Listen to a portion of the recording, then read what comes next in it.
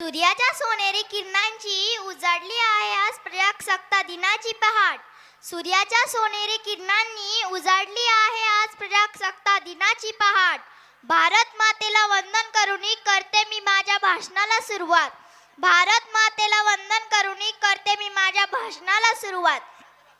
आदरणीय विचार मंचावरील माझ्या शाळेचे मुख्याध्यापक, पूज्य गुरुजन वर्ग व येथे उपस्थित माझ्या मित्रमैत्रिणींनो, सर्वांना माझा नमस्कार. माझे नाव नेत्रा सतीश पावळकर. मी इयत्ता 4थी शिकते. माझ्या शाळेचे नाव जिल्हा परिषद प्राथमिक शाळा राजूर मुली. उत्सव तीन रंगाचा आभाळ या सजला, उत्सव तीन रंगाचा आभाळ या सजला. नतमस्तक मी त्या सर्वांची ज्यांनी भारत देश घडवला.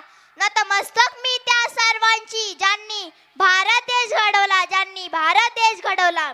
सर्वप्रथम सर्वांना प्रजासत्ताक दिनाच्या हार्दिक हार्दिक शुभेच्छा. आज 26 जानेवारी आपल्या भारताचा 77वा प्रजासत्ताक दिन साजरा करण्यासाठी आपण सर्वजण एकत्र जमलो आहोत.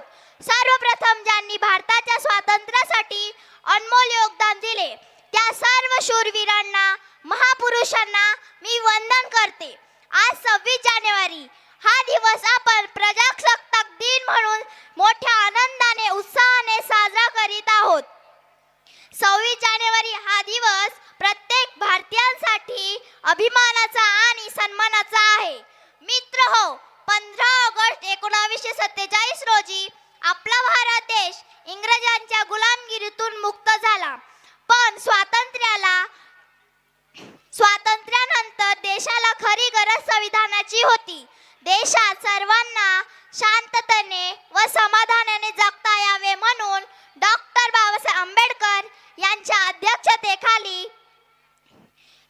अध्यक्षतेखाली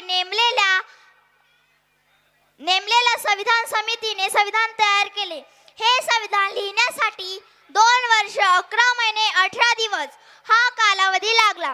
26 जानेवारी 1950 रोजी संविधान अंमलात आले. हे संविधान जगातील सर्वात मोठे लिखित संविधान आहे.